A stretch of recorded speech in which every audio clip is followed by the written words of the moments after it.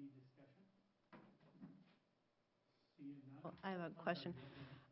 So Jennifer, in a couple months ago, we approved whatever the maximum would be. So whatever the dollar figure we're approving tonight or motion is for tonight, is that the maximum? Yes. Okay. Yes. So this includes the referendum. And again, the only other change was that slight decrease to the long-term facilities maintenance. So those were the two changes from the proposed levy in September. I'll go ahead and make the comment that I make pretty much every year, and that is that I would prefer not to levy at maximum, just because there are so many different government entities levying, and we've already received the approval for the referendum from the public, and I know a lot of families who are struggling, and I don't like to impose a maximum levy at this time. So you're going to be voting for against a tax decrease? Well, I am aware that what we have here is a tax decrease because of the tax base. I am voting against that because I would like to see a larger decrease. Any other questions or comments? All right, seeing none, all those in favor of the approval signify by saying aye. Aye. Oppose the same? Aye. Passes. 3.2, presentation approval of the 2020-2021 school district audit. Greg Larson and Jennifer.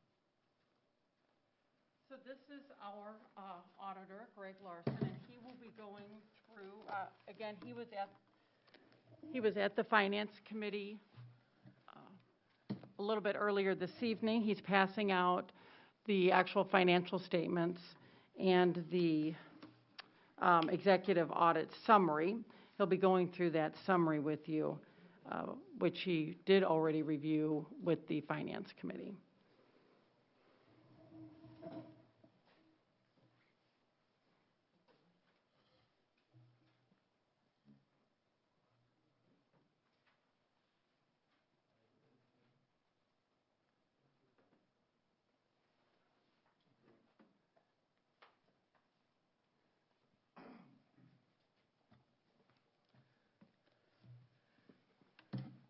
Thank you, Board Chair and Board. I appreciate the opportunity to come before you to review this audit report. I believe it's a good report for the district. We'll let you look at the numbers. Jennifer knows how much fun I have with numbers. She limited me to 10 minutes, so I'll try and go through it very quickly. We're going to go through the red book. It's got 16 pages compared to the 92 pages in the other book. But this is called an executive summary, so it kind of gives you highlights of what's in the audit report. And page 1 is a summary of a lot of things in the audit. The audit opinion, please excuse my voice, it's a scratchy voice, is just the way it is. Last year Michelle was here. Her voice is a little bit clearer than mine, but this is as good as it gets. Audit opinion is the financial statements are fairly stated. We issued what's called a clean audit report. Internal control, we had 2 findings in this audit report that are on the next page. Yellow book, we had no issues. Compliance, we reviewed the following programs: the special education cluster, child nutrition cluster, and then there's 2 bullets on the bottom. You received a lot of federal money through coronavirus state and local fiscal recovery funds and the education stabilization fund. So there's a whole bunch of money that came in this year. Internal control, we have 2 findings. And municipal legal compliance, no findings. So on the next page, we have 4 paragraphs that talk about what internal control is, and then we have 2 items. Item A, right up at the audit report, This is common for most school districts. They don't have somebody on staff to write up the audit report, so oftentimes the auditor assists with writing up the audit report. And so we're saying this is not unusual. The second item is on allowable costs for special education cluster. So at the end of the audit, we determined we had to test one more program, and the district pulled a few more invoices for me, so I found one invoice for $1,080 that was included in the wrong fiscal year. The invoice was submitted, they had some services provided for June and some in July of 21, and June is the cutoff for the year end. I should point out in the regular school audit report I mentioned with the Finance Committee that you have over $5 million in federal aids. I found one invoice for $1,080 that was not done correctly. When I met with Jennifer last week, the district contacted MDE, and they said if there's no journal entry to be made, since it's such a small amount, they won't be adjusting your federal aid either, is what the understanding we had. So it would be federal program money either in 21 fiscal year or 22. It got in the wrong fiscal year.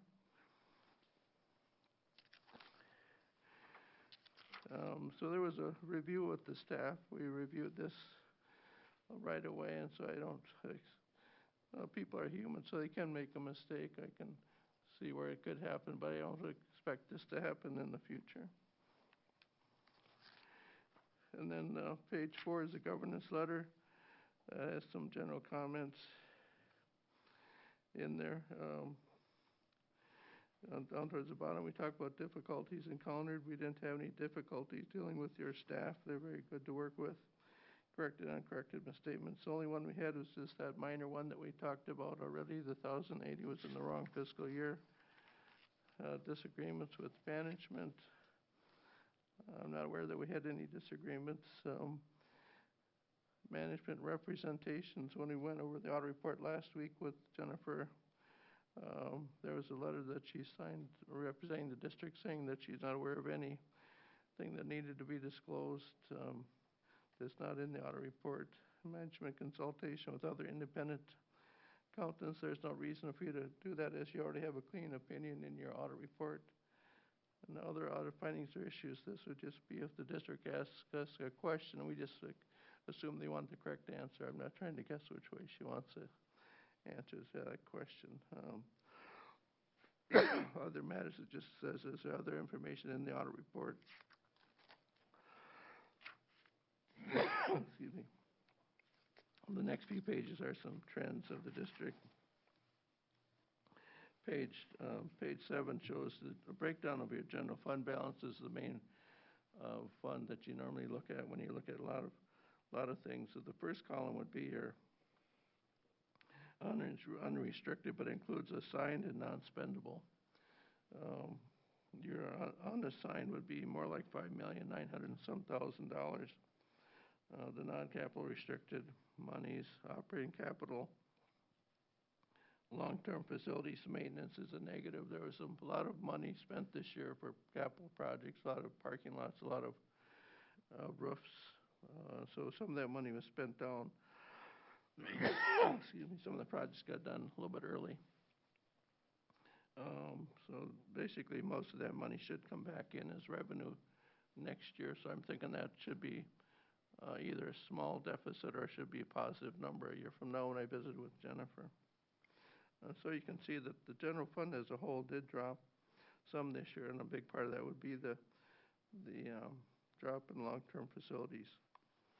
You can see the drop in that one fund by itself is 754 of the 845 total. I'd just like to comment on that if I could. So we did have some really significant summer projects, and some of them just ended up concluding earlier than we had anticipated. So we ended up paying those invoices in June rather than toward the end of the summer. It's not that the projects were over budget or that we spent more than we anticipated. It's simply the timing of when the invoices occurred.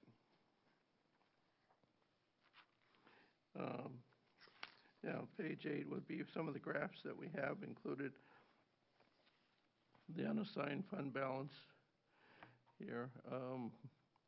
So the 5,977,421, basically the district's right on target with their fund balance. Operating capital fund balance was spent down this year too. There's this small balance left in that operating capital. Food service, this one's a little bit different. With COVID, talking with Jennifer, the meals you're serving are mainly getting federal reimbursement, which is a bigger rate than what you get when you charge individual families. And you'll see on there the expenses actually went down. The revenues are higher, so your fund balance in this program did go up along with the community service fund. And some of that would be some federal money, so a lot of that is federal money. Debt service fund on page 10. There, so you can see that has dropped some. And Jennifer mentioned in your regular meeting that you did pay off the OPEB debt this past year, and some of that remaining fund balance was transferred to your regular debt service fund. So I would expect a year from now you might see another adjustment in your levy at next year's levy. The 2019 and 2020 amounts were higher than usual because we had some capitalized interest that was sitting in the debt service fund. Now we have paid those interest payments, and so that's why you saw, a pretty significant decrease, and it's getting closer to a more normal amount for our debt service fund balance. Yeah. The next one was the pupil units, and this one, when we talked about it, Jennifer mentioned when she works with her student numbers that she doesn't include one category, and that's for targeted services. And when I did this page, I do the same numbers as what's used for the budget publication report. And so the targeted services, the board approved not doing that this past year, and there was a drop of 46 students just in that one area. And so Jennifer did want me to mention that because the district knew that it did drop, but this was a significant amount just in that one area.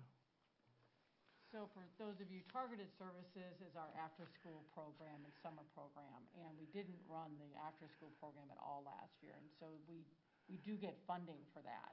A pupil can get an extra .2 in funding.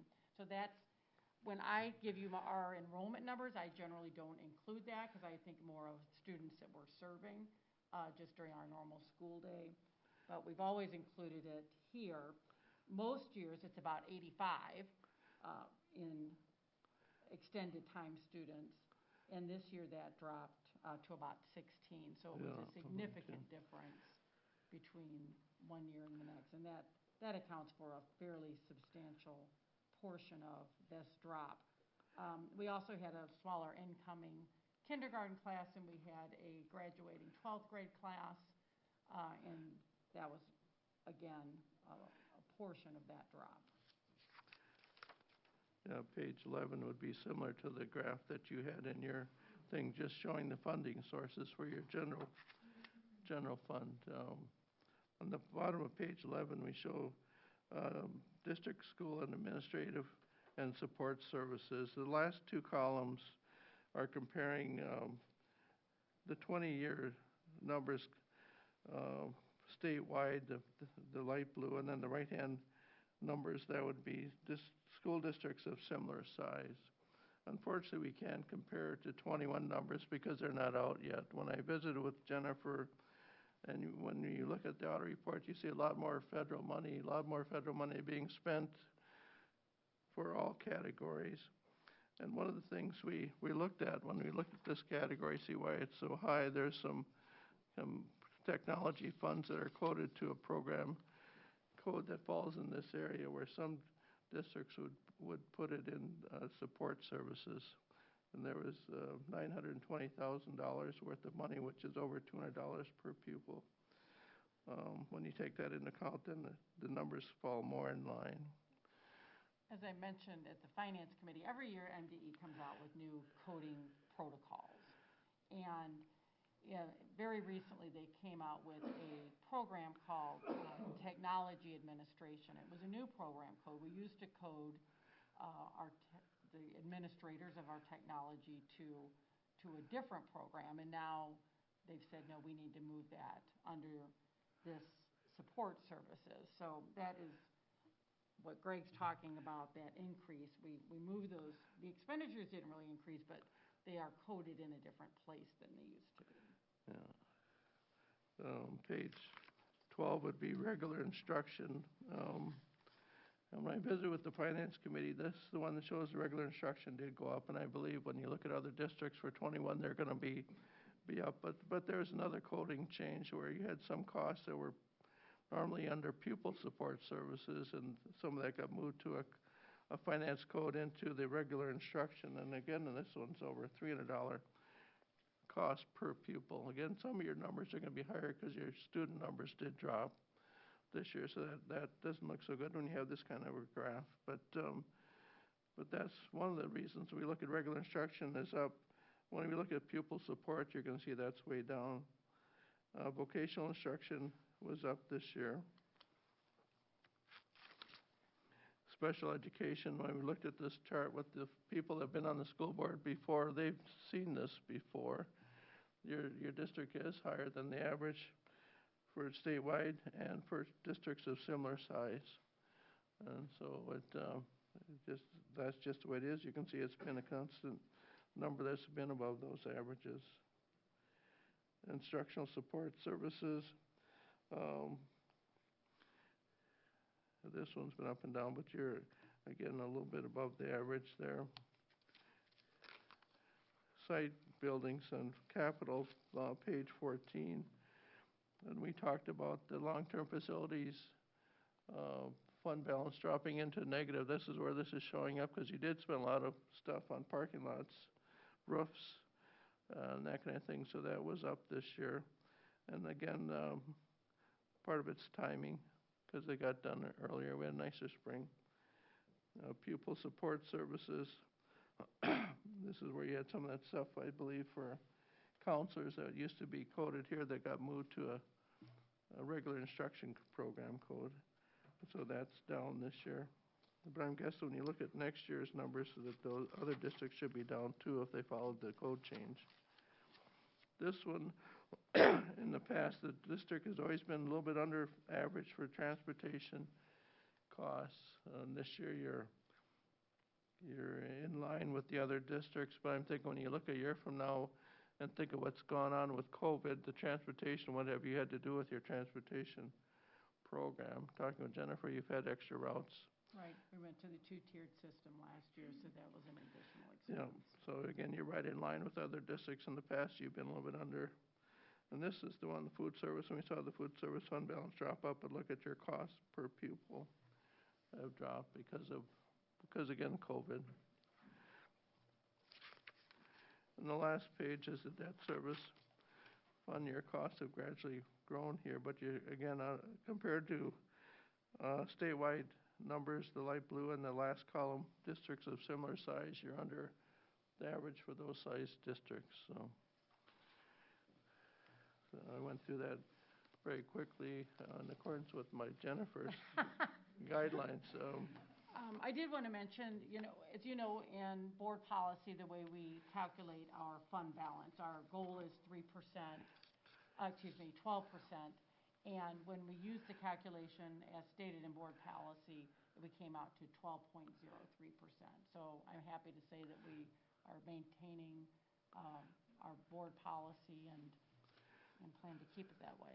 Yeah, one of the things I mentioned to the finance committee, it's hard to do because your revenues went up about 1.5%, which is pretty common, and the expenses went up about 4%. So how do you maintain the general fund balance? A lot of workshops I've gone to were led by a person by the name of Tom Melcher, who's probably retired now, but that was one thing he tried to remind school board members when he went to training it. It's very hard to maintain that fund balance. So I do applaud you for being able to do that. Again, thank you. Any questions for Greg or Jennifer? One. Why do you think our special education instruction is so much higher than other districts? Do we identify earlier, or? Well, we know that we have a larger percent of students on an IEP in our district than in other districts. So certainly, that is part of the reason.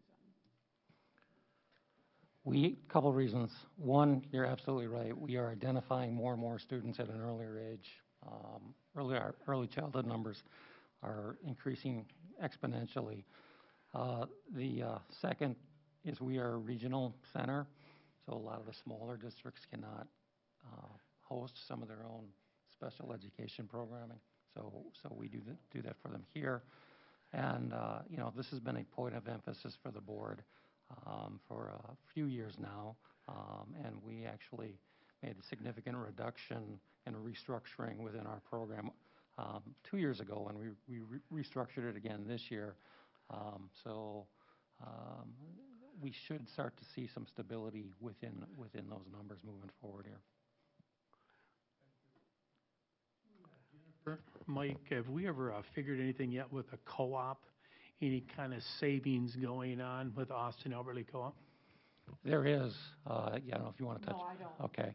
There is, and I can have somebody from the co-op come and brief the board on that in the near future here. This is year 3 now, or is it already? 3 or 4. Just one question, Jennifer. You had mentioned that the debt service is a little higher than you'd like, that would be normal. Is there a benchmark there? For the debt service fund balance? Yeah. No, there really isn't, because it really does depend on an individual district's amount of principal and interest payments every year. And, you could see traditionally we were more at that $600,000, $700,000. It did spike because we had the capitalized interest, so we were holding money to pay out interest payments that we had. And so now you can see that's come down. We did have to we did transfer our OPEB debt service, which was a separate fund. Since we retired those bond payments, there was a transfer into our debt service. Greg, do you remember how much that was? About $357,000. It was about a little over $300,000. So that's why I say I am anticipating that we are going to see a significant adjustment for having an excess fund balance there. I will plan to talk to MDE about probably spreading that adjustment out a little bit so that we don't have that big cliff, and then the next year, even though our levy, what we're actually levying for, wouldn't have gone up, but now that we don't have this very large reduction, it looks like it goes up. So that's something we'll be working through next year, but that's why you've seen a larger than normal fluctuation in our debt service fund balance. But the state monitors that very closely. Really what they worry more about is that it gets too big, and that's why we see these adjustments. Yeah, there's some levy adjustments. So actually the taxpayers are saving when you have that fund balance. They allow 5% for delinquent taxes, and your taxpayers have actually came in better than that. So that's why you have a fund balance. And to what do we attribute the increase in community service fund? In the fund balance, I'm guessing some of the reasons that you mentioned, the food service, your costs are down. I'm guessing that you probably didn't have as many community ed classes this past year. You had received some federal funding. And we did receive some federal funding there too. So federal funding and in conjunction with costs being down a little bit is what caused that increase. It's been a very different 2 years here. Yes.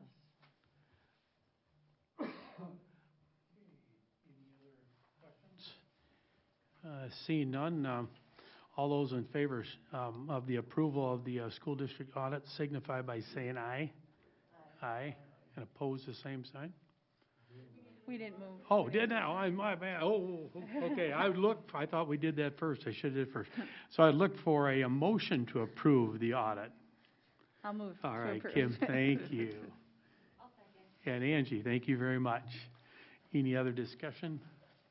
Seeing none, all those in favor signify by saying aye. Aye. Oppose the same sign? All right, passes. Sorry. Okay, number 3.3 is superintendent salary for 2021 through 2024 Kathy Niebuhr. No.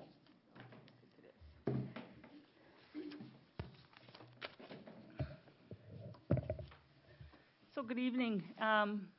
As we've discussed over the last year, we have a number of contracts. Pretty much every contract in the district is up for negotiation this year. This group in particular that we're going to address in addition to some other contracts tonight are contracts that already exist. We negotiated them last year. They are not up for additional negotiation at this point in time except for wages and then the amount of health insurance that would be available premium-wise for some of these units. No other items in these contracts are open for negotiations or consideration by the board. We asked these groups last year to hold on years 2 and/or 2 and 3 because we didn't know financially where the district would be in a year. And so they all have been working in year 1 of their contract, even though they're all in at least year 2 or in addition. So we're going to start with the superintendent's contract. It was approved on November 16th, 2020. All of the executive directors were approved December 21st, 2020. The executive director of special services, who is new in the position, was approved this past summer. The principals group, the AL Administrators Association, was approved November 16th, 2020, and all of our support staff, our clerical unit, was approved October 5th. So we'd like to kind of take these, starting with the superintendent. So if we can go to the next slide. So as we've done in the past and as we've talked about is we take a look at where Big 9 superintendents are relative to their years of experience. And this is pretty self-explanatory. Faribault is put out their proposal for their new hire. Their superintendent has been there 9 years and is retiring. And so you will see that those are the ranges. And when we met, we talked about where the parameters of the board would like to be for negotiations, and we've really talked about 2% salary increases, and so the superintendent has an existing contract. He is asking for a 2% salary increase for each of the 3 years, retroactive to July 1st, 2021. Family health insurance was brought to the board this year.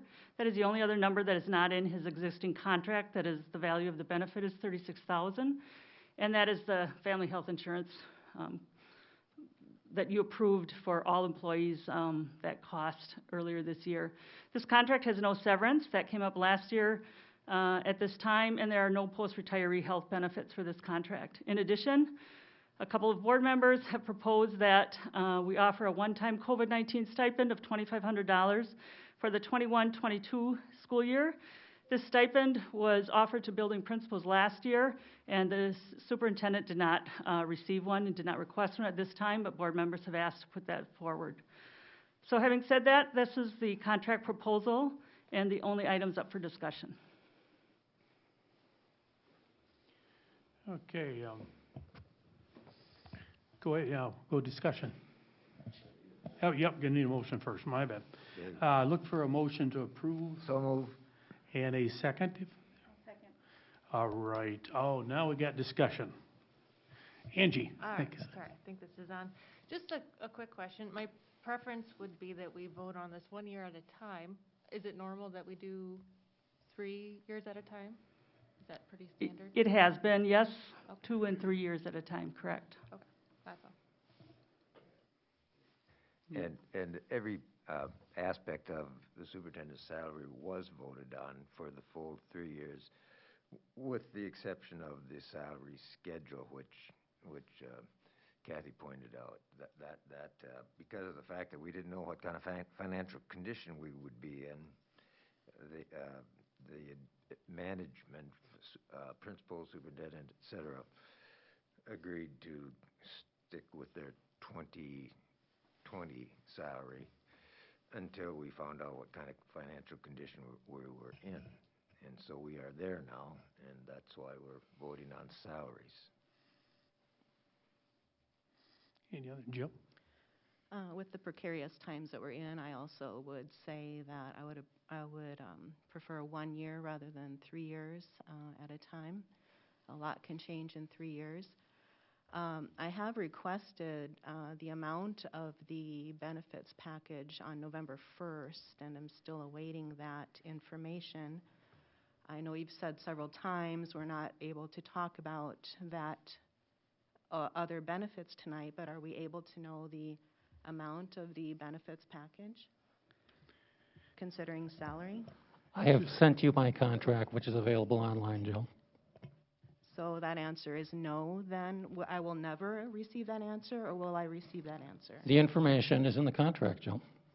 The information of the dollar amount for the benefits package is not in the contract. I would like the dollar amount for the benefits package. I know that's accessible.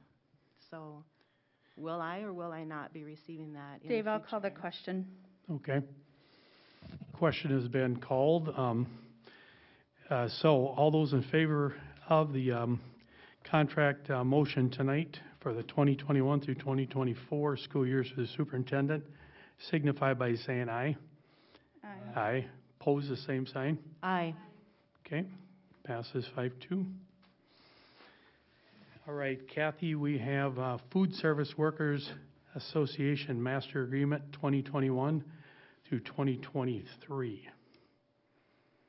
So we have a, Brittany, there's a HR update.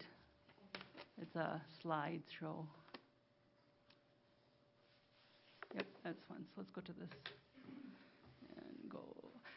All right, so the Food Service Workers is a small unit. They consist of 5 members at this point. These are Albert Lea Area School District employees, and they were grandfathered in when the district went to Chartwell's. So we have 5 employees left in that contract. This is a 2-year contract. We are proposing no new language to this contract. All staff are on the same steps, so this contract has been, their salary schedule has been reduced to 1 step. We are proposing, similar to other contracts, a 2% raise for each of the 2 years with an increase in longevity pay according to the language of their contract of 15 cents per hour for each year. We also proposing increasing the district contribution to single insurance by $39 per month, and this holds that bargaining unit harmless then when we talk about any increases to their health insurance costs out of pocket. This would be retroactive to July 1, so the total package is within the parameters set by the board. Let's go back to stay on food service. Okay, and these are all separate, so I'd look for a motion to approve the Food Service Workers Association Master Agreement. Is there a second? Okay. We'll go Bruce. All right. Any discussion? Seeing none, all those in favor signify by saying aye. Aye. Oppose the same sign. Okay, that passes. 3.5, Executive Directors, 2021, 2022, 22, and 2023. Dr. Funk. So as you can see up there, for years 2 and 3, we have the Director of Administrative Services, the Director of Teaching and Learning, the Director of Community Education Services. Actually, those are for 2 and 3. Special Services, you approved her contract already. It would be for the following 2 years. And then the other one below that is the Principals, the Administrators Association, a 2% salary increase for years 2 and 3, plus a health insurance adjustment for years 2 and 3. And you can choose to do these together or individually at your discretion. I would like to do them individually. I'm sorry? Individually, please. Yes. Okay, so the first one then is for the Executive Directors, and I would look for a motion to approve their contract adjustment. Okay, Bruce, is there a second? Okay, any discussion? Okay, seeing none, all those in favor signify by saying aye. Aye. Pose the same sign. Aye. Okay, passes. And 3.6, I would look for a motion for the Alberta Administrative Association, school year's contract adjustment, to look for a motion for passage. Angie? Is there a second? I'll second. And Kim, and now some discussion. All right, seeing none, I would, all those in favor signify by saying aye. Aye. Aye. And oppose the same sign. Okay, motion passes. And contract adjustment for the support staff, Kathy Niebuhr, 2021, 2022, 22, 23. So this is our secretarial staff across the district. Again, the only items open for discussion are the 2% salary increase for year 2, which is our current year, retroactive to July 1, and health insurance to keep them whole on single and family. So single contribution increase of $24.62 and family of $68.22. Okay, I would look for a motion to approve the support staff contract. So moved. Is there a second? Bruce, okay, and discussion. Okay, seeing none, all those in favor signify by saying aye. Aye. Aye. Pose the same sign. Thank you. And 3.8 is the 2021-22 off-schedule employee hourly pay schedule. So we're adding one item. This is a pay schedule we bring forward multiple times during the year. It includes many items, and this is a new category. As Jennifer mentioned earlier, often weekly we hear about different opportunities, grants, and so we are looking at using a pot of money for a new program called Project Exploration. It is not a program we've run before. Mostly will be through community education, and it'll be extended school year and summer programming. It'll be after-school programming and summer programming. It's one of our COVID relief funding pots of money that can be exclusively used for those times, for engagement and experiential options for students. So the proposals are to offer a wage range between $20 and $30 an hour, depending on the role in the program. And Chris Chalmers is working on heading this up, and hopefully he'll be able to bring some more information moving forward, but I'm excited about this opportunity.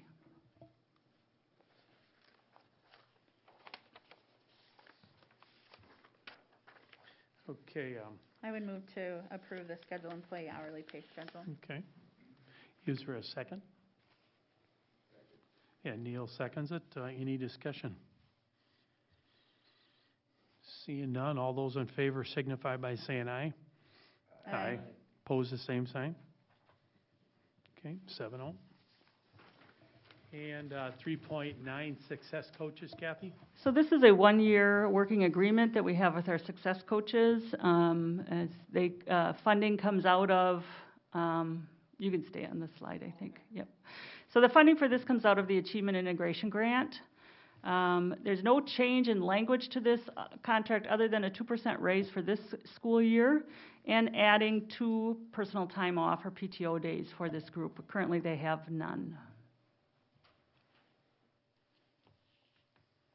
Okay. I'd look for a motion to approve the success coaches agreement. So moved. Is there a second? I'll second. And second, okay, discussion. All right, seeing none, all those in favor signify by saying aye. Aye. Pose the same. Okay. 3.10, educational assistance agreement, Kathy. So educational assistants are staff in our district who serve in a wide variety of roles, anywhere from morning supervisor, lunch supervisor, and then staying for the morning to assist in the school as needed. These are one-year employees at will, and we're asking for a 2% raise for this group of employees who have stepped in many, many, many different ways this year. Thank you. Okay, I would look for a motion to approve the educational assistance agreement. Okay, Bruce, is there a second? I'll second. And Angie, any discussion? Seeing none, all those in favor signify by saying aye. Aye. Pose the same sign. Okay, motion passes. 3.11, substitute pay. Kathy? Yeah, so this is going to look just slightly different than what you received over the weekend from me, and that is we'd like to make some significant changes to the substitute teacher pay, and so you can go ahead and click on that link, Brittany, thank you. And so what we're proposing is that I want you to take a look at where other school districts are around us, and Faribault today announced that they are going to $200 a day. We are at $110 for our newest substitutes. We are the lowest in the Big Nine. Faribault is going to $200 a day. It's my understanding that Rochester is going to $200 a day. We know that hiring substitutes, retaining substitutes is an extremely challenging task for us right now, and so we'd like to move our substitute pay for all substitutes, our short-term substitutes up to 3 weeks, to $150 a day. So if you scroll down, you'll see that a minimum pay for any sub, so they get called in the morning and something, the teacher came in instead of calling in sick and we don't need them, they would earn $25. If they are working half a day, it would be $75, and a full day, $150, and this would kick in January 1st. We still have our permanent on-site subs that we're using COVID dollars for, and those at this point earn $200 a day, 4 days a week, and then they have the opportunity to work a 5th day if they're interested. And then what we'd like to do is really wipe out this 3-week sub and go to, if we scroll down, our replacement teacher contract. What we're finding is we have a lot of it prior to this today. We would go 30 school days, which is about 6 weeks before somebody would get placed on the teacher contract if they were fully licensed to sub in a long-term position. And we're seeing more and more at about going into 4 weeks. And so what we'd like to do is take away that 30 school days and go 4 school weeks, and at 4 school weeks they would go on the teacher contract, provided they're licensed in the contract area that they're subbing. So this would not be for people who have a short call sub license. We have subs, many of our retired teachers who have retained their license, and so they can come in and sub in their licensure area, and we could place them on the teacher salary schedule as an incentive to not only teachers who've retired from Albert Lee area schools, but we have some from Glenville and some from Alden who have taken some LTRs for us. So just would like to revamp that schedule to be more in line with our current reality of trying to get quality substitute teachers in our district. Okay. I move approval. Is there a second? I'll second. Okay, any discussion? Go ahead. Oh, yeah, Dennis. I just think it's really important with the shortage that we've had, and over the past few years, we've heard that it's hard to get good substitute teachers in. So I think this will hopefully help that need that we have and help us recruit quality teachers. And Jill? can COVID funding be used toward sub pay other than the permanent subs? That is something we could look into, maybe the increased amount. I don't think it could really be used to pay what we've been paying, but we could think about that. Mm-hmm. So I would definitely support paying our subs enough to draw. I know we've been suffering in filling classes, so I think it's important to fill as many as we can. And again, clarify, math teacher in teaching and health, then I don't qualify for the teacher contract if I've been around for, well, now 30 days, we go to 20, all that. I would still fall under the regular sub pay then. Correct. Yep. So we do have some teachers who have let their license lapse, and they've been willing to come back and renew their license at their own cost. And so, we've been able to use that Section C to allow that to happen, so.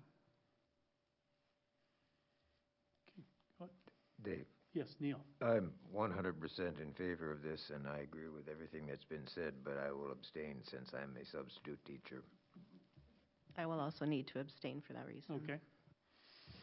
Any other discussion? All right, seeing none, all those in favor signify by saying aye.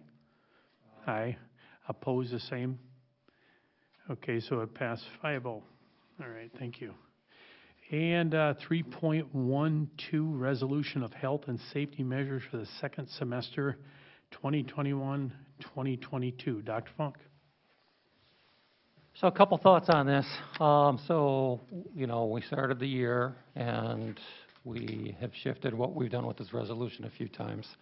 And so about a week and a half ago, we met as admin team and we talked through, okay, what's second semester going to look like? And the big difference, of course, now between first semester and second semester is the fact that when we come back to school after the holidays, every K-12 student in the district will have had the opportunity to be vaccinated. So from a health and safety angle, it's not so much of an onus on the district, though we still want the most safe and healthy environment for our students as possible. But families now have got the opportunity to get their students vaccinated. So that was a thought process, and we thought, okay, if we do that, then perhaps we could eliminate the mask mandate. So as I said, this was about a week ago Thursday when we I think initially had this discussion. And over the last 4 or 5, 6 days, our numbers have just exploded within Freeborn County. That chart, I don't have it for you today. We looked earlier today, the Wolfson scale, which we said should be 150 or less in the last resolution we did, was at 630 this morning, which is the highest we've seen. So this is the way ahead, I believe, for us as a district. Our vaccination rate among our students who are eligible is about 50%. I think Kathy helped me out county-wise. Everybody in the county is about 60? Okay. So our vaccination rates have some room to grow there. But this is something for the board to consider. Also, scroll down a little bit, Brittany. This also keeps the authorization, so if we decide to make this move and the numbers continue to go up, we still have the ability as an administration to keep the mask on if the board decides that this is the direction they want to go tonight. I am leery of the holidays. This is as the last 5 or 6 days have demonstrated, our numbers are probably as high as they were like last December. So it's just some thoughts for the board to discuss tonight, and but I think this is the way ahead for us, with the fact that our students can be vaccinated eventually here. So, thank you. Dave, Yes, Neil. for purposes of opening discussion, I move to approve the resolution. Okay. Is there a second? I'll second. Okay, Bruce. All right, discussion. Yep, go ahead, Neil. Once again, I think this resolution is certainly, to a certain extent, redundant because it really doesn't change anything. The ultimate decision for whether or not certain mitigating factors will be put in place is the responsibility of management. We've assigned that responsibility to management. So that hasn't changed. What is different about this is I think it's a clear indication of the desires of the board if we approve this resolution, because none of us like masks any better than anyone else. Really, the onus is on the public and on the student body. If we can improve our vaccination rate and improve our just common sense habits, our numbers will probably go down. I don't know. We're entering flu season when every variety of flu will probably increase, and so we don't know what the future is going to bring. But I would like to go on record with the community that we would love to have a school setting free of masks if conditions warrant that approach. So I'm in favor of this resolution. Any other discussion? Yes, Angie. Yes, I was surprised and happy to see this brought up to the board. I do have one concern. I also am wary about the holidays and what might happen that way. I am in favor of removing the mandates if we're able to do that, but I'm also concerned how this is going to work if we don't simultaneously adjust our quarantining policies. I'm imagining in a month we'll be sitting here saying half the school's being quarantined right now. So I'm just wondering if you have thoughts about the likelihood of that or how that will be handled. Two thoughts on the quarantine. First, we're looking at a 3-foot radius instead of a 6-foot, which would reduce the number of potential exposed individuals. The other piece of that is, and this is being utilized somewhat at the high school, but really not anywhere else in the district yet, and that is our alternative to quarantine procedure, which is basically we give parents a rapid test. They rapid test their students over up to a 7-day period, but we don't rapid test them on the weekends because they're not in school, and then send that in every day, and if they're negative, they just stay in school. So that would significantly reduce the amount of students who are quarantined. Does the district pay for that, or? We've received $3,500 from the state of Minnesota for free. We've also received a grant from the state of Minnesota for about $180,000 to buy other tests. We've also received, we'll be receiving another, I believe, closer to 5,000 tests that are rapid tests from the state of Minnesota for free. Okay. And then if students have been vaccinated, they wouldn't need to do that? Correct. Okay. So it looks like this doesn't apply to teachers. Would they still need to mask? Teachers will have to, we have put specifically in there that they will have to follow all applicable state and federal guidelines, and we're waiting to hear what those guidelines might be because of something that's held up in the courts. That's a decision that will be made. So if it were today, teachers would not have to mask because there's no state or federal guideline that says they do. Okay. With this court decision that may come down later this week, that may change because part of that is we've been told unvaccinated people will have to mask, or staff. So that remains to be seen. That's why the language is the way it's listed. How about the public? I'm sorry, Dennis, I'm almost done. Will we apply this to the people in our meetings or visiting? The public will be at their discretion. Okay. And would this, if we approve this, would this start next year or right away? It would start at the start of second semester. Okay. And again, my caution for the board on this is contingent upon our numbers being somewhat reasonable. They are not reasonable at all today. They're the worst we've had this year. Dennis. The busing will still follow the federal, is that correct? Yes, masking will have to follow the CDC and the requirements regarding that, correct. Kim. Also, students in buildings that are required by state to have masks, so like Riverland, the ALC students, they'll still be masked. Yeah, Neil. I am in favor of this resolution, but I in no way intend the public to believe that if we approve this resolution, we will discourage people from wearing masks. I think it's a very good habit. Again, it's common sense. If the situation you find yourself in makes it obvious that you should be wearing a mask, then wear one. But you know, we're just suggesting that we open this up so people can apply their own judgment. Jill? And if a building or a class is being masked, will there be discretion for if students are vaccinated or not, or will it be?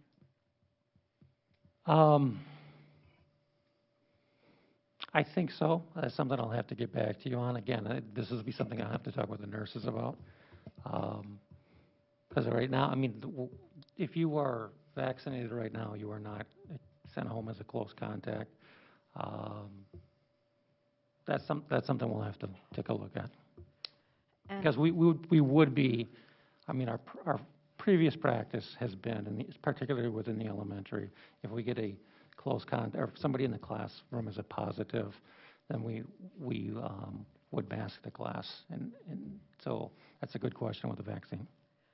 And how does the rapid testing work? I mean, is it just self-reporting or?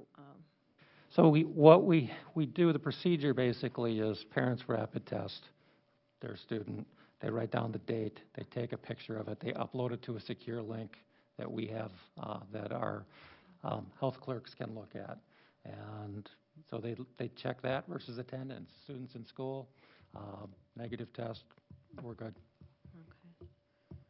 And I am in favor of moving from mandated masking to recommended masking. I do have some fundamental problems with this resolution in itself, and some of it has to do with communication and notification, accountability, and things like that. I have a couple health and safety measure questions from November 11th that still haven't been answered yet. So for that reason, I do have a problem with this resolution, although I don't see it's going to have a problem passing. Any other discussion? Yes, Angie. I did think of one other question. I've heard from different parents that other districts are not quarantining students unless they show symptoms, and I was just curious if you know what other districts are doing and if you could fill us in. The only district I'm aware of in the Big Nine that is not quarantining students is Owatonna. They have no mask and no quarantine requirement. That's the only one I'm aware of. Any other discussion? Just a quick comment. I do have one of my very dear friends that is in ICU now in Rochester with COVID complications. But I have been in favor all along of choice, but I think we got to do it safely. And I know if I would lose, see one student that's lost or one staff, like my friends or anyone else, I would be deeply disturbed for a long, long time. So, okay. Seeing no other discussion, and we do have a motion on the table to pass the resolution for the health and safety measures. All those in favor signify by saying aye. Aye. Aye. Oppose the same sign. Okay, motion passes 6-1. Okay, Dr. Funk, 3.13, so then we'd be talking about a school year calendar adjustment for 2021, 2022. So I was at a superintendent seminar a few weeks ago, and they showed this slide, and this is a great example of our current reality. So I think you have the yellow where it says impact disruption over there on the left-hand side is probably March of 20 when we got hit with COVID. All right, we worked through much of the last school year figuring out how we were going to work through it. We did. We got to this summer, and COVID was gone, and life was good. And then we started school up again, and we realized that COVID was not gone, and we are seeing significant staffing issues. We have staff that I think the disillusionment, fatigue, and burnout piece is very accurate for a number of folks in this district right now. And so one of the things that I hear quite a bit when talking with folks is we just want to get back to normal. We just want to get back to normal. And as your superintendent, I'm here to tell you, we're not going back to normal, okay? We need to figure out how to operate in our new reality. And so part of what I'm proposing to you tonight is going to hopefully help us move into our new reality so that we can turn the corner. And again, I think the resolution you just passed is one example of that. But how do we get past being fatigued and burned out and endless, this is never going to come to an end? So that's really what this presentation is about tonight. Go ahead, next slide. So as you hear almost from a weekly basis or at board meetings from Kathy, we have significant staff absences. And some people ask me, well, why? What is different about this year? Quarantining, a lot of positives in the household, people just being sick in general. We had an employee whose father died of COVID just late last week, and so when this happens, there's some extended absences that are caused by it. In the district, particularly at Albert Lee High School, we have been really, I'll give you an example. My wife's a permanent sub at the high school. Normally she teaches 5 classes a day. Last week she's been teaching 7 a day because we just don't have any teachers. And when we say we don't have any teachers, when we talk about burnout, teachers are teaching their classes, and normally they get time to prepare for their classes. They don't get time to prepare for their classes, and now they're having to figure out how to teach somebody else's class. And this is happening day after day after day, and a lot of the school districts in Minnesota are still focused in this normal of, okay, well, this is how we operate, and let's give the teacher a day or 2 off extra over the holidays, and we tried that over MEA, and all will be good. And folks, our teachers are struggling, and not just our teachers. Most employees in this district are struggling to some degree. So rather than add some time off over the holiday break, we decided to be purposeful about this and replace 6 traditional days in the calendar with 6 virtual days for K-12 students. Go ahead, Brittany. So we're looking at these 6 virtual days. First one will be next Wednesday, and they were picked on Wednesdays for a reason. They are not on a Monday or a Friday because we have found that if we have a Monday or a Friday that we don't have school with staff, we might not have staff at work working together. And part of what we want to do is have our staff come in and work collaboratively together. So we've been purposeful about putting them in the middle of the week, which Wednesdays they meet with the professional learning communities already. So it's just a natural transition from that into some more planning and collaborative work. Next slide. So students will be given assignments prior to each virtual day. We're working out so we can send Chromebooks home with our elementary students. And then they'll have the option to work either at home or at the district child care. And we will take attendance via their homework. Elementary students in need of child care will attend their own school at their regular time. So families will put their kids on the bus on that Wednesday as if they normally would. They will go to school for the school time frame that they would normally be in school. They will be fed at school. We will not be able to provide lunch to students not at school that day. Next slide. So we surveyed the community last week. Here are the child care numbers. We have 30 students at Halverson have said they want child care. Families have said 33 at Hawthorne, 49 at Lakeview, and 30 at Sibley. Next slide. What are the expectations for staff? All employees will be expected to work on site. Teachers will be time of teacher-led collaboration and planning. As these days are on Wednesdays, teachers will meet in their PLCs, as I mentioned, each morning. Paras and EAs. We have over 100 paras and EAs in the district. They will be divided into shifts to provide child care for the 142 students who've demonstrated a need for it. For the portion of the day that the paras are not conducting child care, they'll either support the teachers they work with, or they will be provided some professional development opportunities. All other employees will continue with their work patterns, with just no students being in attendance. Next slide. Chris, you want to come on up and share some concerns about the high school? Can I just ask a quick question about the childcare at the elementaries? Yep. So let's say someone filled out the survey and at the time don't need it, Call and the school. they'll still be able to do it. Yeah, they can call the school, work it Okay. out. All right, well, good evening. Good to be back. Let me go over a little bit for you what the high school looks like first. We have 73 teachers. 2 of them travel, 1 part-time. 21 of the 73 teach an overload. So what an overload is there's 7 periods in a class day. Every teacher is assigned 5 of those periods. If you have an overload, you're teaching 6. So you teach 6 classes and you have 1 prep.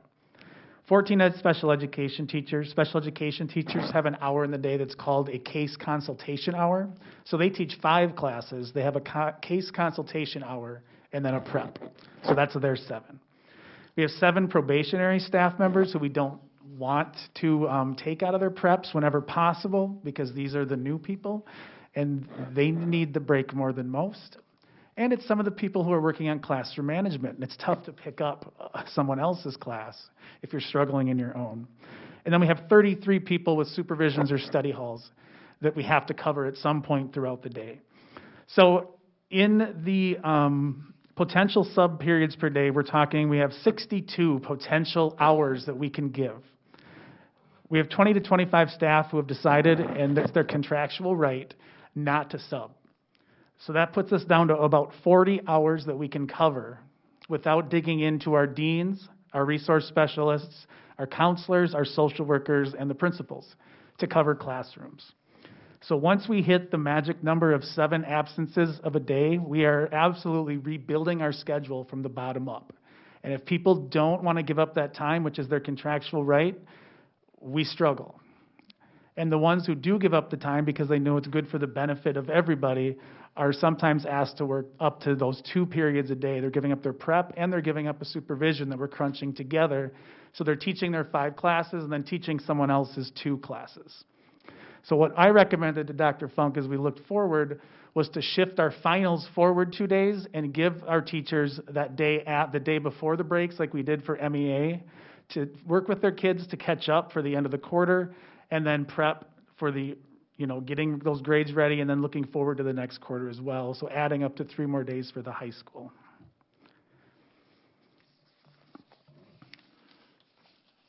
So the concern with that proposal, of course, is the high school would have 2 or maybe 3 more days of virtual, more than the K-7 teachers in the district, and that's becoming this fair issue. Last year we had completely different schedules, and that fair issue didn't come up, but that is something that has come up. So I think that's going to be something that you as a board can discuss as we move forward here. Brittany, go ahead. So here's our initial, and it's hard to see with the yellow in there. Our initial recommendation is those 6 days, which I've already listed. That's kind of where they play out in the district calendar here. And then we've got, Chris's point, and again, if I were to, our high school is the most significantly impacted, burned out by this, and they're easier to switch to virtual because we don't have the child care issues with the high school that we do at the elementary level. But I also have employees in the district saying, well, we want fair, we want same district-wide. So our initial recommendation is that. You've heard from Chris. I'll turn over to the board. Just a quick question. I know in March we have spring break, correct? For that month, just to again limit it back a little, would it make sense maybe that March 2nd not to do the virtual day because we know that they're coming to the spring break? I think it's 2 weeks later.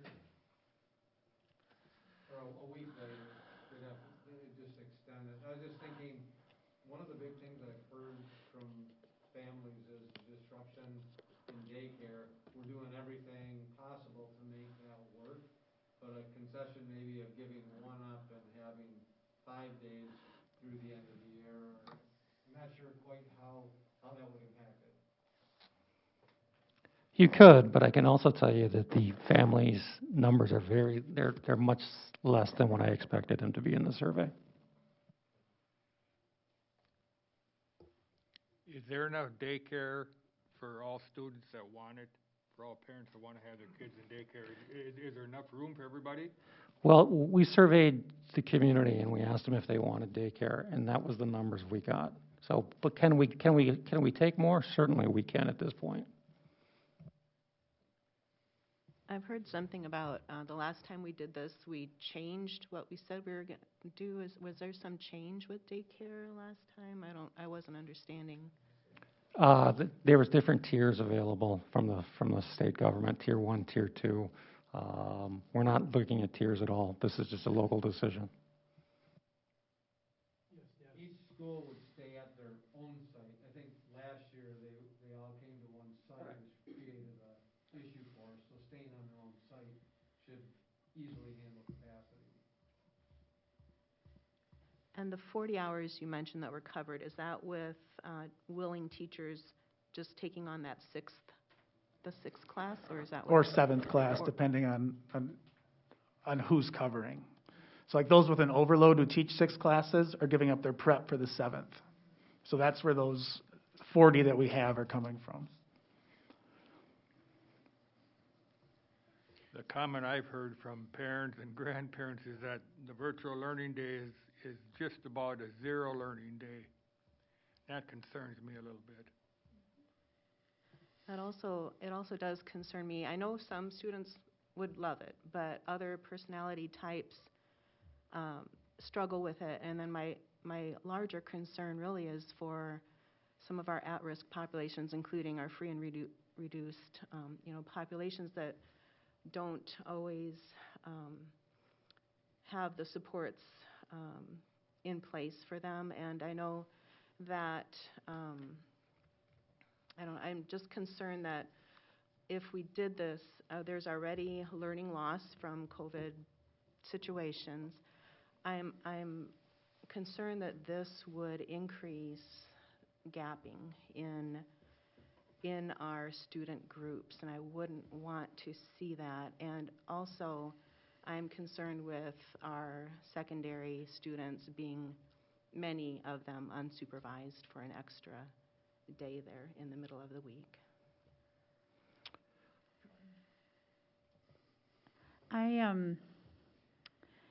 I see your point, Jill. I heard from Mike about teacher burnout. I heard from Chris about overload.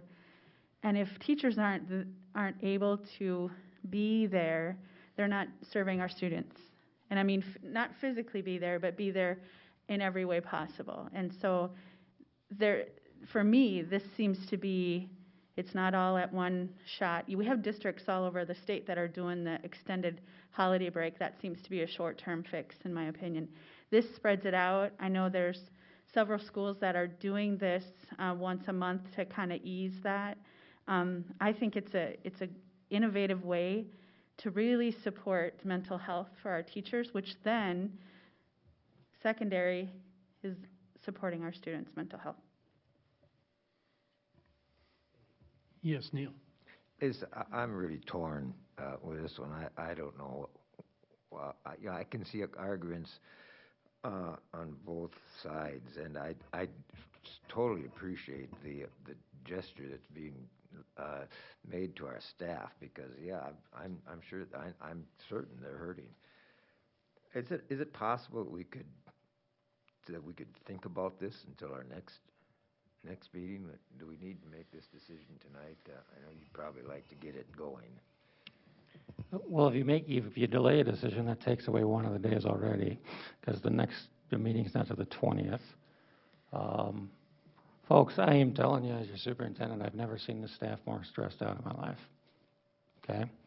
And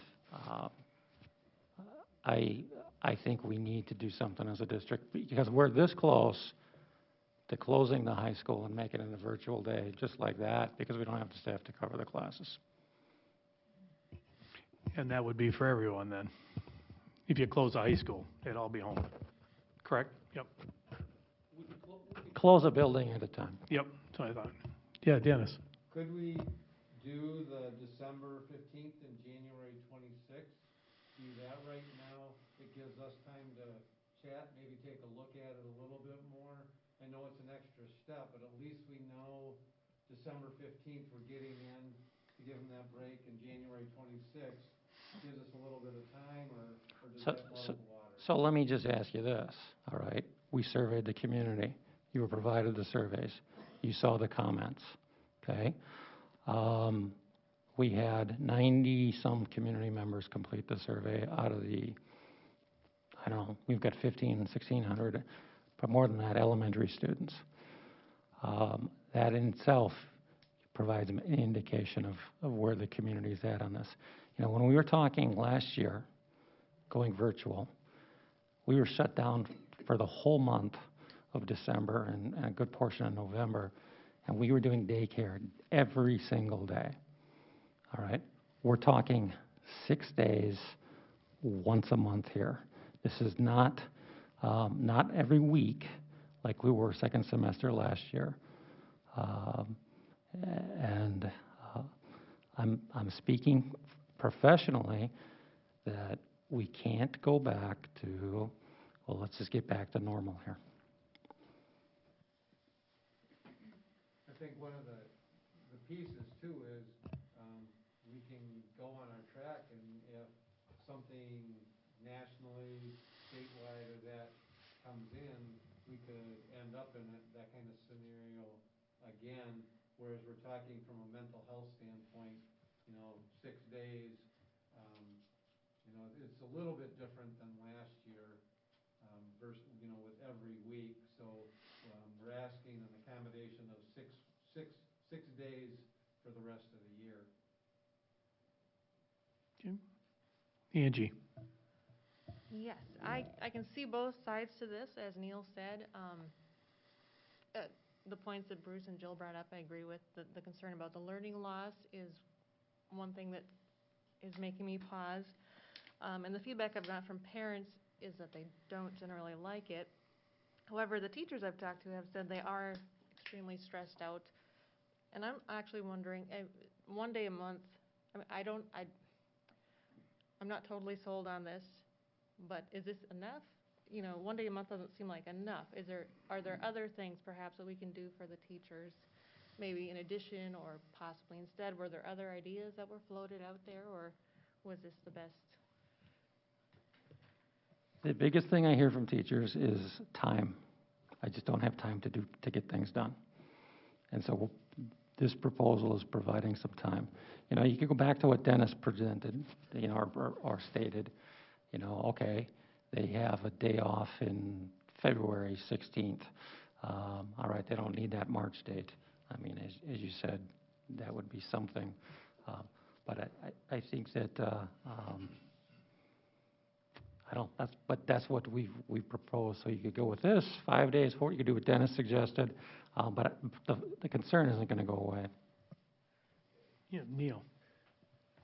Yeah, I think we need to do something to alleviate this situation, and I think we already have, make it more attractive, financial at least, for substitutes to step forward should help. The biggest issue, and I'm very familiar with this in the high school, having to cover somebody's classes and giving up your prep period and maybe making arrangements to sub during your supervisory period as well.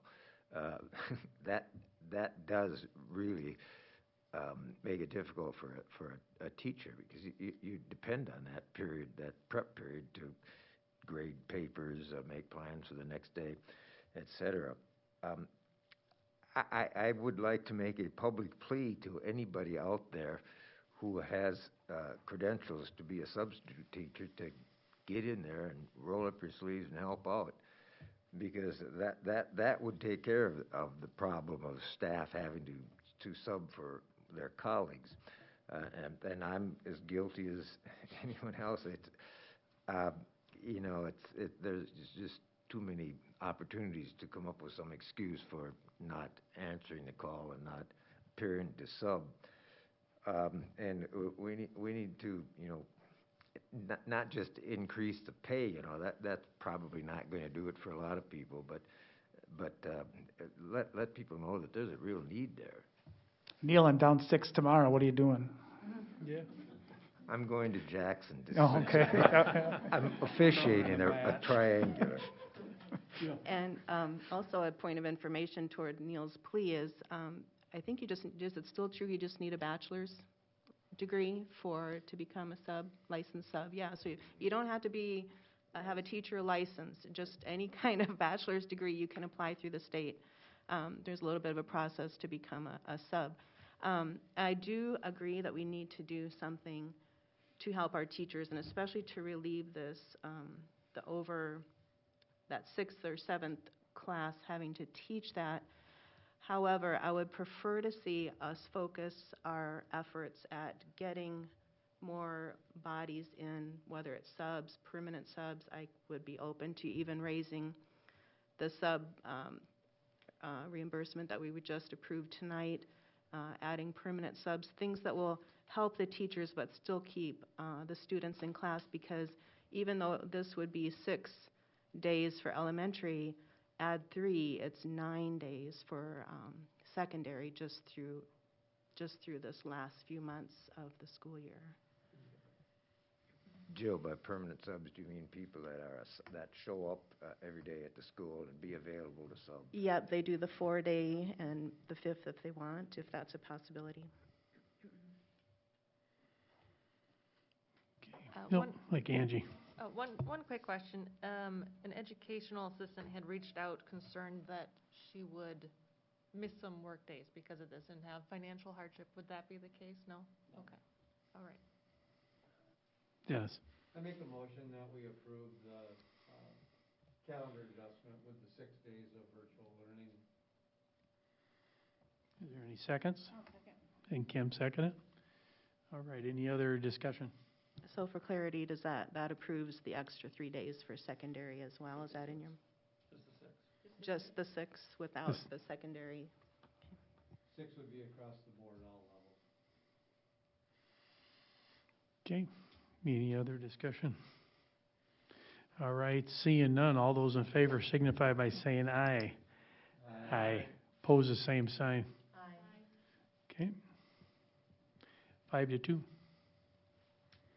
Passes. All right, thank you, Mr. Dibble. Jennifer, we have a COVID finance update 3.14.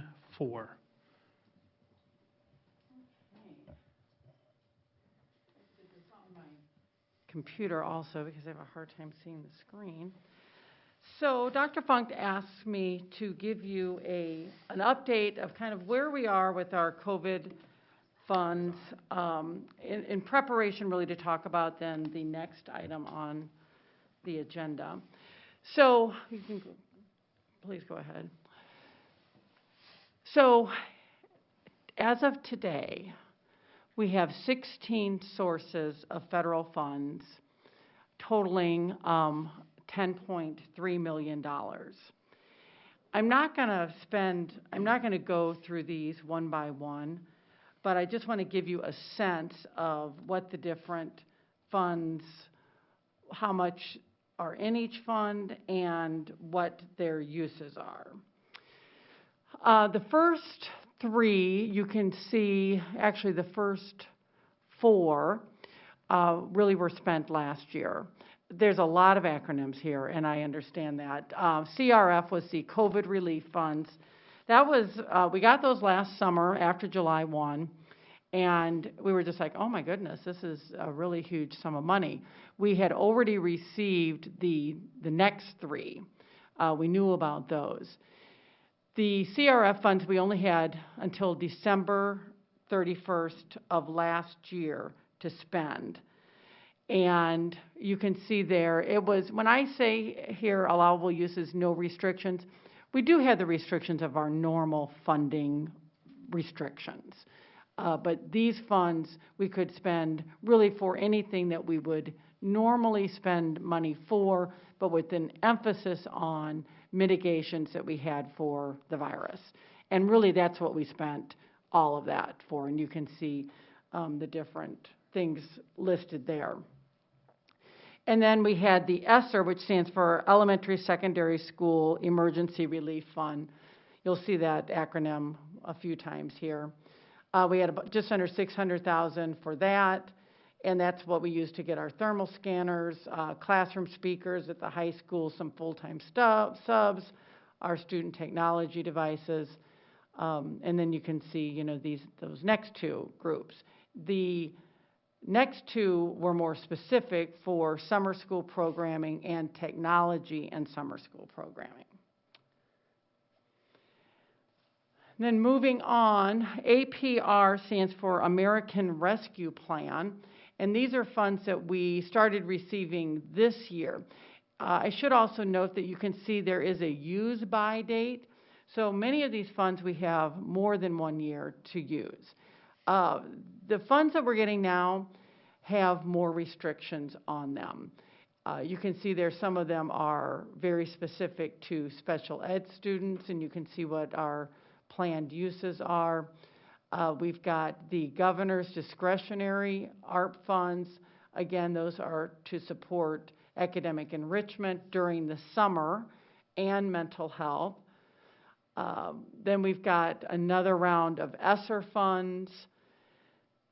And this was the second biggest pot that we received, and we do have until September of 2023. Again, all of them are to either look at learning loss, our student groups that maybe need the most help, but they are also can be used to help mitigate, like as I had mentioned to you guys when we approved the budget, our compensatory, we're expecting about $500,000 less because families don't really have the incentive to fill out the free and reduced forms, and that's how we get those funds. So we can use these kinds of funds to help mitigate those types of things that happen to our district related to COVID.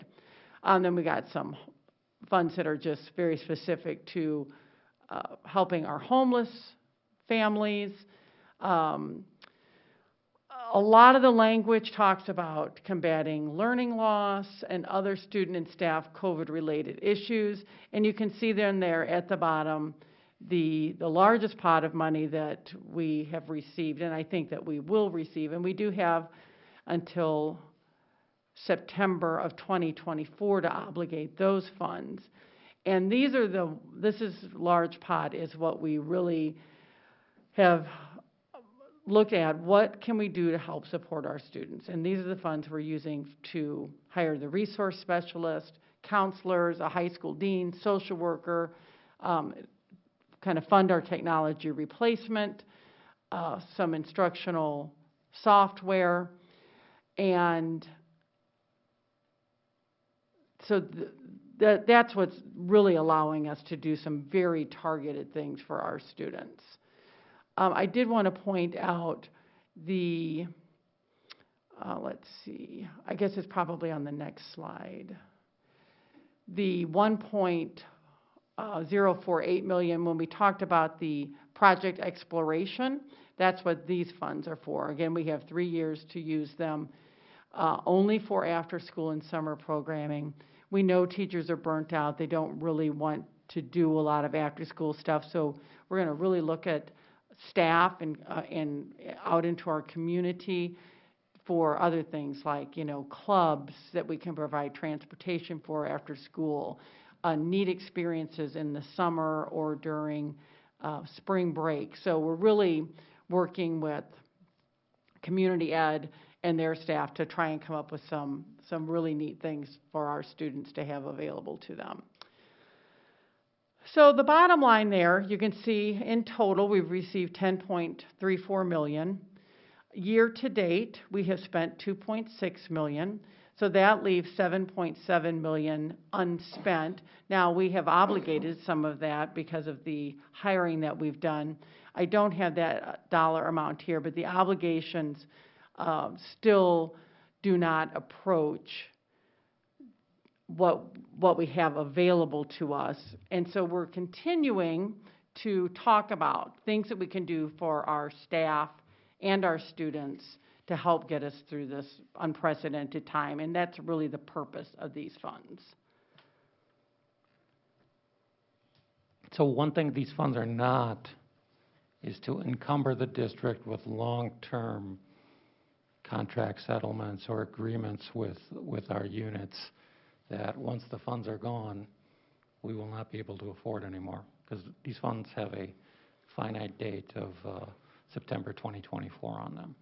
So we have to be very careful about how we're managing these, and we've been very clear with some of the things we've done with them, hiring resource specialists, et cetera, social workers, that, yep, we are using COVID dollars for this. Once those dollars go away, the positions go away. So, so we have not, we've kind of, people talk about, well, what about this money for the referendum? This money's firewalled. It'll be going away, and we have to be financially aware of that as we're making expenditures. So which of these funds, Jennifer, could be used for substitutes, permanent subs? We could I know use, some were listed. yeah, we could certainly use the large pot, the $4 million. That would be, an allowable use under that.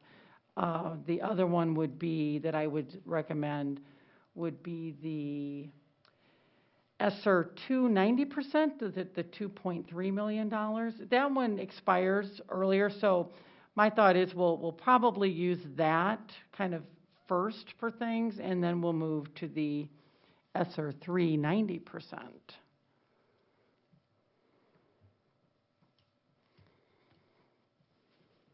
Do you anticipate more COVID dollars coming? Honestly, Bruce, I don't know. I think if I look back at my colleague there in special ed, we've been getting, there's one on here, I think it's on the last slide, the Enrollment Loss Aid, $110,000. I mean, that's a brand new one. These special ed ones are within the last 3 or 4 weeks, and it's just all of a sudden we get a note from MDE, check your portal, you've got, this other group of funds, and it's obviously wonderful. We're able to do things that we never could have done. We've got the COVID testing supply of 187. That's how we're able to purchase the tests that we're not getting for free. But it's very complicated too, trying to just keep them all straight and make sure we spend use the funds in the right way, in the right time frame. But it does allow us, and it is an allowable use to do things, to help our staff in addition to our students. Jennifer, could these slides be sent to us? I get asked this occasionally, and it might be useful. Yes. Okay.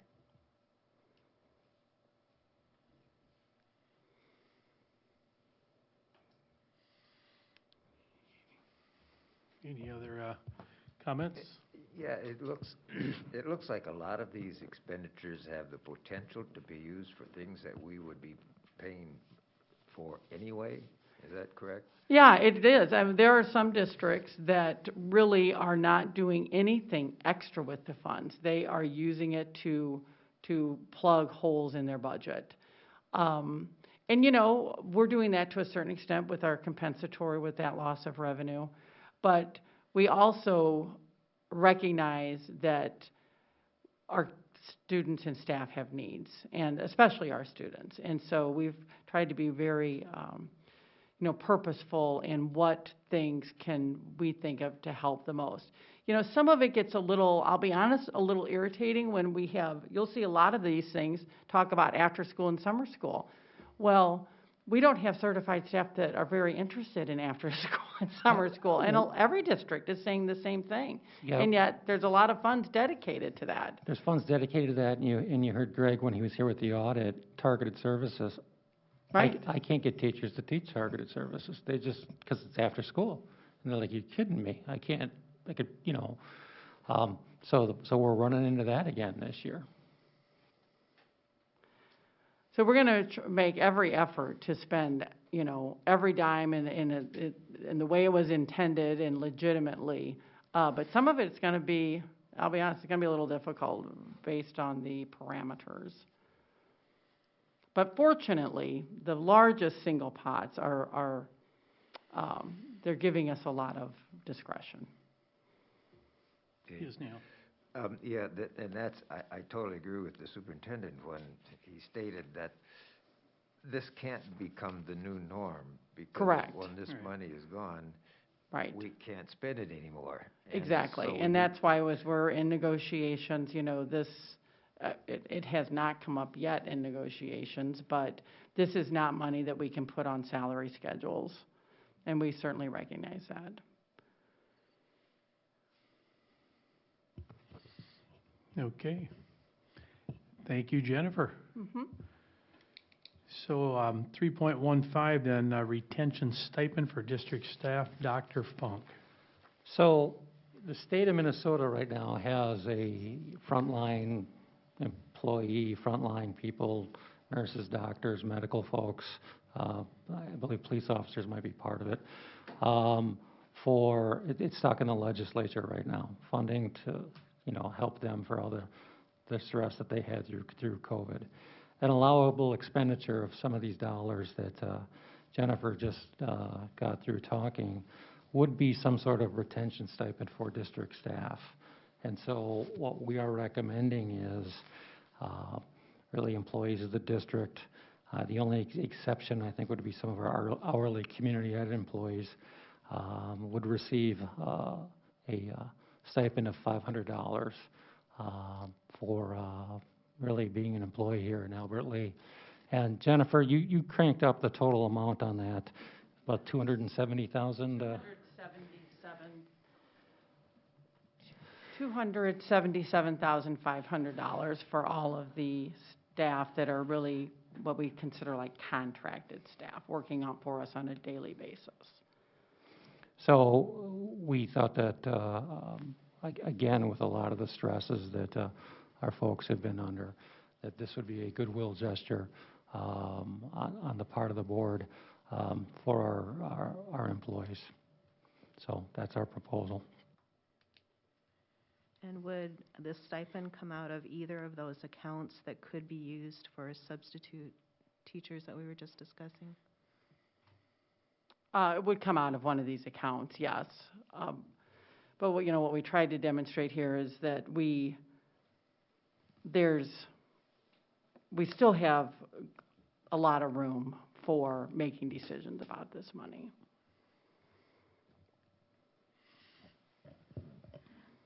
I would move that we, Okay. That's fine. I was looking at that. You go ahead. yeah, I would move that we would use this opportunity with the COVID funding to initiate stipends to all the staff. Is there a second? I'll second. Bruce, second it. Any more discussion? Go ahead, Dennis. My question, and Joe brought up a good point, is if the dollars are there, if we're able to support all of our staff that are already in the district, but there would still be monies available to reward those substitute teachers who are coming in, would we be able to make an adjustment during this money time period to offer a premium to get them into the high school to teach and take some of the pressure off? You could, but here's my caution to you on that, all right? Once you raise that sub pay, you got that sub pay for life. You're not going to be backing off. You know, Faribault raised theirs today to $200, all right? COVID's going to be gone in a little over 2 years. How are they going to sustain that? Can you do it as two separate fees, the $150 a day plus a daily premium? Yeah, you could, but then your sub is going to come to me and say, last year you paid me $200 a day. Now you're only paying me $150. Sorry, we don't have the money anymore. But we could do the permanent sub situation, because that's a short term. Yeah, and we are already paying them $200 a day, the permanent subs. So we could hire more permanent subs, but again, I think we struggled to get the 6 we've got. I don't think they just want to work that much. Yeah. Does a permanent sub count as a full-time staff? Yeah, we did have them on this list. Okay. So then you're covering your subs to an extent there.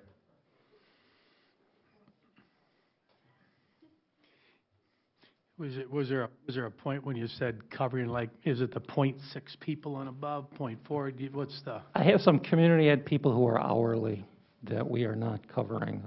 They may work outside or here at Brookside. That's it. Other than that, I mean, we have got employees in this district who are part-time cooks who may be less than full-time or less than half-time, who have been working here for 20 years.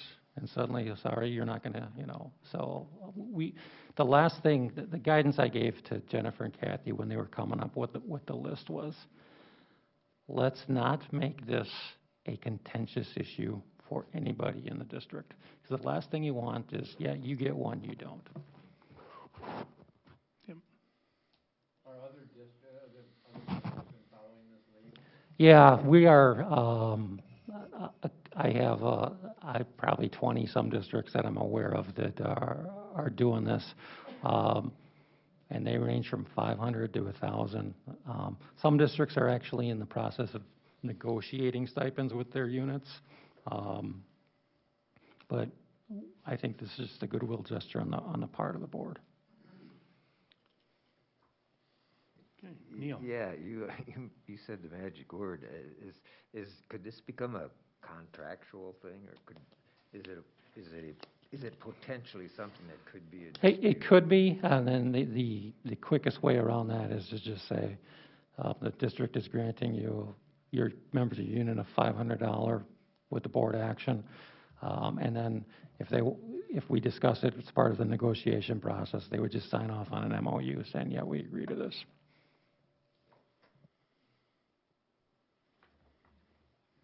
Any other discussion? Yes.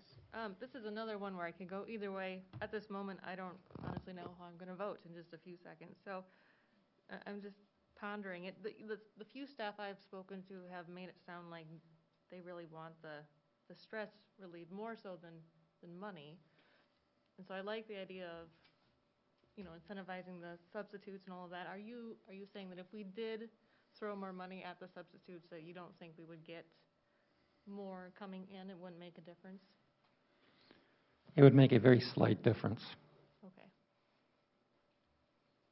And if we were to go back out again I keep coming back to the permanent sub, I know we hired them all at that time, but is it something we can still make a call for? And maybe, I'm torn as well. You know, I know our staff, it would be a booster, but then I know it would also be a booster to have help in the classroom.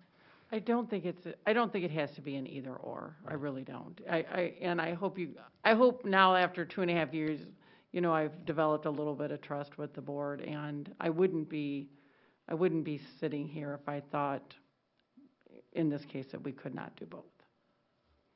And if you were going to do something with the subs, I would do it I mean, it may be incentivized to get more permanent subs. I would do it with the permanent sub rate of pay, simply because we have told the permanent subs, COVID goes away, you're probably going away too. So but we're gonna need regular subs, continuously. So that's a thought. But we could take a proposal of that and get back to you and take a look at that piece of it. But as Jennifer stated, we have significant dollars that are available, that we could do something with the subs with. Kim? I think my concern, and I don't know if this should be a concern, but is that gap between a regular teacher and that permanent sub, making sure that there's enough of a, am I explaining it correctly? And that it doesn't become a negotiation piece where we pay the permanent subs. Not even close. Okay, good.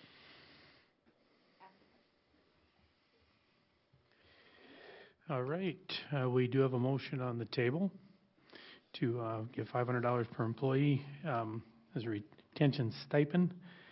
All those in favor signify by saying aye. Aye. Oppose the same sign. Okay, motion passes. Thank you. And 3.16, MSHSL Foundation grant form, Mr. Durbin.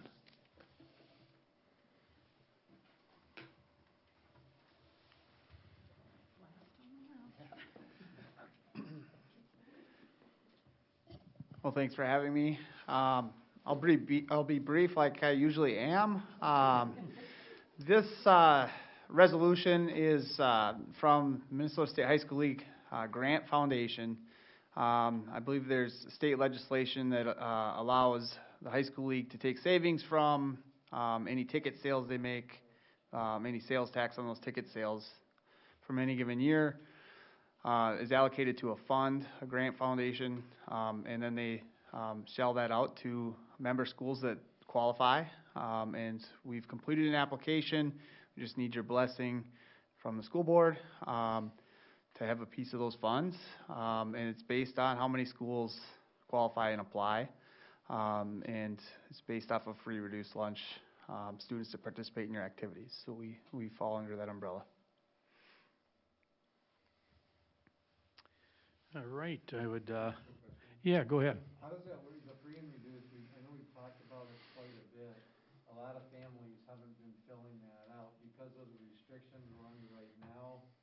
Are we able to differentiate or know how many kids we have? No, it's really, I had a conversation with our national lobbyists out in DC about 2 weeks ago in a video conference. And this is such an antiquated way to collect this information. So there's some discussion in Congress right now do we look at families that are, receive WIC dollars or WIC assistance instead of utilizing free and reduced? Are there different ways we can do this? Because this is, especially when it's universal free, it's just killing us. Yeah, that was my concern, that we didn't get lesser dollars because we didn't have all the numbers there. Correct. It was out of our control. Yes, and so there's got to be a better way to do this, and there's not yet. I move approval of the resolution. Okay, is there, Neil second. Any other discussion? All those in favor signify by saying aye. Aye. Pose the same sign. Okay, passes 7-0. Just a reminder, December 20th will be our next business meeting here at the school district, this time at 5 o'clock. Thanks for being here tonight, everyone.